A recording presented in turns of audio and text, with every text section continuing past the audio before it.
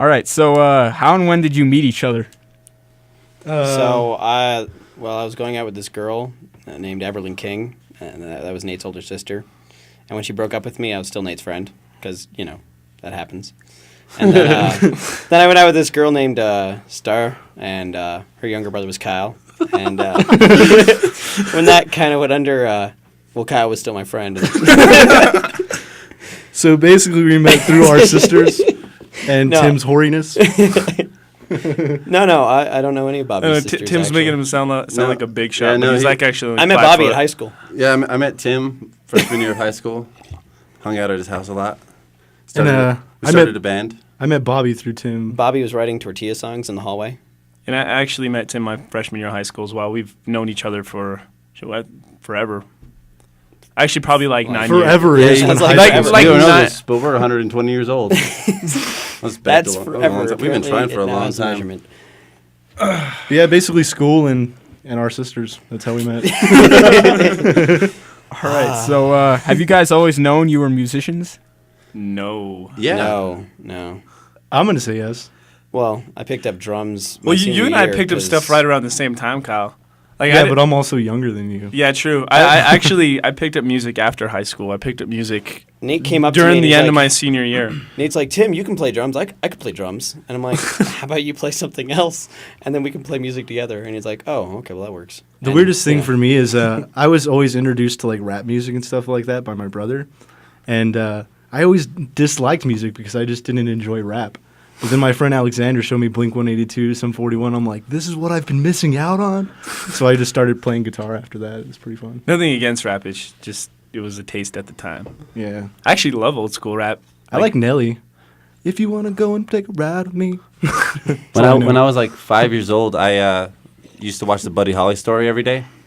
And I set up a microphone and a toy guitar and play along with it. And so I think like all my life I either wanted to be in movies or be on stage playing music. And then I listened to Blink's live album freshman year of high school. And I was like, these guys make music look awesome or sound awesome or be witty. They're cussing and stuff like that. I like, it's fun to goof around on stage. You're talking to people, not Zach, so you don't have to keep looking away from the mic. I like looking in his eyes, dude. Like, have you seen how beautiful his eyes are, Nate? They're more beautiful than yours. Hold on, let me look at his eyes. I think he's blushing right now. No. Nah. He's like, the interview is now over. You guys can leave. All right. So it sounds like Blink 182, right? That's who you look up to? I like Trans-Siberian Orchestra. Actually, you never finished. really like this. Trans-Siberian That's Orchestra. never mind. Actually, originally that's who we really looked up to when we were a trio. Thrice. And then just since then, we've just really expanded our tastes. We like so many bands now. We don't even have a favorite. Like, Yeah, I don't have a favorite band at all. We don't shoot to write for a specific type of genre. We just write what we like. Hey, this sounds so cool. Like, I love the way this sounds. And that's one thing that's really helped us progress as a band is because instead of trying to shoot for a goal or a sound, we just write what we love. And when we first started off, we're like, oh, this sounds amazing. And then, we recorded our EP and then, we listen to it now and we're like, whoa. But it wasn't that amazing. But we still love it. But the point is we just kept writing things that we thought were amazing and it just got better and better. And as long I as hope that doesn't happen with my kids. This is amazing. Your first 5 kids aren't going to be that great, Tim. Like 6 and 7, they're going to be rock stars. Just 1 through 5, I don't know. Jail time. And that's one thing is like if you listen to this album or the new album that's coming out is the sounds, you can't really say, people ask us, hey, who do you sound like? We really can't nail it down because we move between, we're not really super experimental or anything like that, but just no song sounds like the other song, and that's one thing that we think is really rad. We've really moved from like a pop punk sound to like more of a modern rock alternative sound too. Yeah, with like still like the way we sing, me and Bobby. I'm more of the pop type of guy. Bobby's really the more alternative guy. I have no choice. I have a really deep voice. I can't go as high as Nate. I'm Bobby Straight. You guys hear how deep Bobby sang in The Great Panic? It was super deep. That was super deep. super deep. I just don't have a high voice. But no. I was tempted to make a dirty joke when we were saying super deep. Don't do it. Don't do it.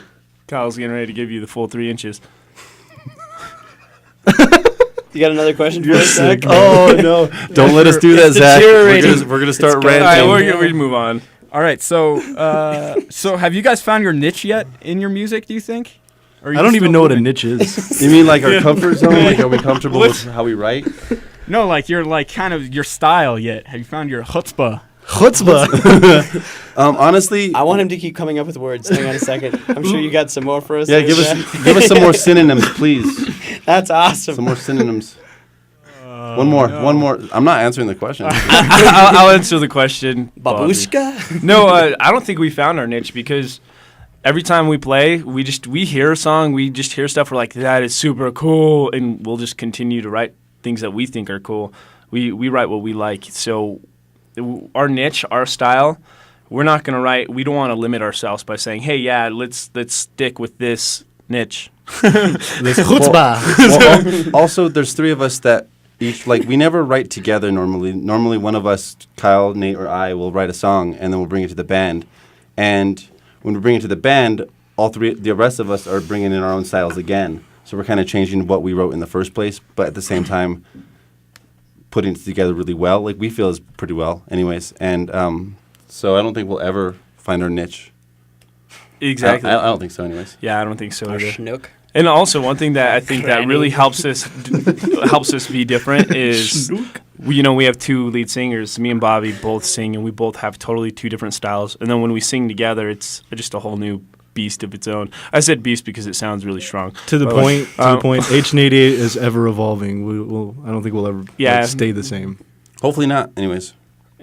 All right, so I don't know if you're gonna understand this question. I kind of asked, but Did you say asked? Hey, that's a bad word. You said like the past. ASKED. The past tense Thank of you. ass is ass. No. He's spelling Bobby said Sesame ask Street style, guys. too. We've got this. So you got this. Let him ask the question. All right. Okay. You know, in a lot of modern punk music, you know how there's this accent, in the vocals. It's kind of like nasally An stuff. accent, a uniform. A uniform accent, exactly. How do you train yourselves to sing that way, or does it come naturally? Bobby was born that way. Unfortunately, it comes naturally, and I'm trying to work away from it. I mean, I used to sound like I was covering my nose all the time. Maybe not that bad, but I mean, maybe Now I it only kind of still sounds do. like one nostril at a time. Anybody who's been with H&88 since Dorset Camp knows what we're talking about. Oh yeah, I've come a long way, but I have a lot longer way to go. Oh, And man. literally, I have a sample of that. it's not something that we really. I don't know. Like we just sing and. It's just the style we like. And particularly, it depends upon the song as well. Sometimes the song, you're not really out of breath and just really kind of punking out the song. Like what I mean is just fast lyrics, forcing it out, which sometimes I would say cause that nasally type of sound because you're not... Actually, this is the best way to put it. Most punk singers don't have vocal training, so they don't correctly breathe when they sing. So it doesn't sound as shaped as it should be. So I think that accent is also less apparent and less there in our newer album than the last album that everybody's listened to. Unfortunately, our new album can't be shown or no one can hear it yet. We're holding out. But we can't hear it actually. It's kind of, but we heard it when we left the studio, and by far we couldn't feel like we couldn't leg up this last album, and I can't find the word. Yeah, Tim. We've surpassed our former selves. My greater problem with than we once my were. nasally voice and the way I sound, the way I sing, is because have you ever heard yourself on a recording and you're like, whoa, my voice sounds like that? Like it sounds way different in your head, right? Well, in my head when I'm singing, I'm like, yeah, that effing sounds awesome. And then I hear it on recording, I'm like, oh, that's how I sound when I do that? Well, I'm going to keep doing it because that's what I've been doing the entire time. And so, unfortunately, I can't grow out of it. But best advice is no matter what you're doing, what you're singing, keep working on your voice. That's your best tool. And keep telling yourself you're doing a good job. Because your voice... It's not my best tool, man. Unlike like a guitar or an amp where you just buy a really nice guitar and, And your fingers have nothing to do it's like with your this, quality, like right, Kyle? your vocal. Well, that too. Tim, you're not allowed to talk. Just go hit something. But just as a vocalist, that's your own instrument. You shape it. You make it as good as it is. So get lessons, work on it. Yeah, just keep progressing. You can pick up a saxophone and suck at it and then say, I'm going to play guitar, but you can't drop your vocal cords. Yeah, and vocal's not like a gifted talent. It's an acquired talent. So if you keep working on it, you'll get better. Also, I know sometimes we want to do cool, wicked screams and stuff, but train to do it before you do it, or you mess up your voice. I'm done. I'm done. So, who do you want to sound like then? Or, what's your goal for your vocalness? For it to sound awesome.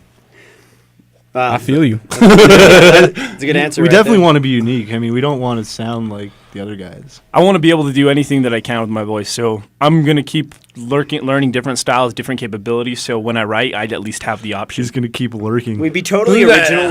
We'd sound like no one if Kyle and I started singing, though. Yeah, that would make it really unique. It's That'd be unique. It would be terrible. It would just drop it to like ultimate non-listened to band. I don't know. I like hearing their voices. They sing me lullabies in RVs. Only when you can't sleep, big guy. Oh, the Thank RV. you. Imagine the four of us driving 26 hours to Georgia to record an album, and we have to live in that for 2 weeks, and it's this tiny little Winnebago the whole time. Yeah. Actually, there's a video of that on YouTube. Oh, no. We actually put a video up on our way to Georgia. You shouldn't watch No, that you should video. actually really watch it. It's really entertaining. It Some- explains our adventure. I was wearing underwear. Tim's got. Oh, no. really wanna watch Anyway, that now. we'll move on to the next question now. All right, so where do you guys see yourselves in 10 years? Turning 35. Anything else? I definitely see us playing music. Play music. Hopefully playing music. I want nothing more, but I might also want to become president because 35 I can be, and everyone wants me to become president. You're going to have to start changing what you're writing about and the way you're talking, probably. You should And change your all this. IQ. No, man, think about it. When I'm 35, the people that are my age now will also be 35, so they'll be in on it, and they talk like I do. I'm gonna answer the question though. So Yeah. in 10 years from now, we are fully Rich and dedicated famous. we're fully dedicated to what we're doing. Music is what we want to do. It's our passion. It's our life. Right now, we're giving it our all. We treat this as our business. It's more than just a hobby. We don't just go expect to get a one-hit wonder or like, hey, yeah, look at this song. Oh, it's going to get us famous. On top of doing that, we're marketing. We're doing everything that we can to get out there because we want to be able to support ourselves doing what we love. Right now we still have day jobs. We work 9 to 5. At least I do. But I do. we have bills. We have all that. Just like everybody else. But we do not quit playing music. We practice 2 days a week at the least every week since 2006, and we don't quit on that because if you are willing to, drop out on a few things every now and again, then you're not taking it that serious. So we expect to go all the way and be able to support ourselves doing what we love with music. Music's not like that easy, quick catch-all unless you're lucky kind of thing. I mean, My dad knows this person. people so go to if I school- write a song about Friday. people go to college for 6 years for a master's degree. Actually, nothing if against it takes that. us 6 years to make it somewhere in music, that's just the beginning. That was our education period. Everything that was in between that 6 years is just we were learning. That's like our schooling time. That's our graduate school. That was us getting our master's degree. After 6 years of playing music hard and really pushing and everything else, then you have a right to say, well, I just got into the career. Now I'm pushing. Now I'm trying to make it somewhere. That's the kind of approach that we're taking to this. This isn't just a joke. This isn't something that we can just do and then give up on because, it didn't happen right away. We're going to master this. I take it no one called in, huh? I wouldn't call I it. haven't given him the number yet. No, we're gonna give it to him right now. You could call it into 911. No, don't. No, you No. can't do that, Bobby. All right, so My cousin did that one time. Her mom's a cop. No, Didn't work out Tim, so well. Tim, let Zach talk. Tim, you're done. all right, sorry, Tim. Excuse me. All right, HN88, we're here with them. Here's their we got their song, "This Ends Tonight." Any words? Of It Ends Tonight? Yeah. Well, this does end tonight, right? Well, Yeah, the night's this not isn't- over, first of all. This doesn't go till tomorrow. I morning. believe Nate wrote that song about tonight ending, and we really liked it. We added some instruments to it, and it became a song that we put on a record. Actually, And tomorrow he's picking his heart up off the floor. this song is. I wrote this song about a year and a half ago. This album's it's that. No, it's dude, not no, that it was old. way over a year and a half Dude, ago. our We recorded this song. Oh a yeah, year and a you're half right. ago. Actually, 2 years ago, and I was just kind of going through heartbreak and stuff. And this song's about just moving forward.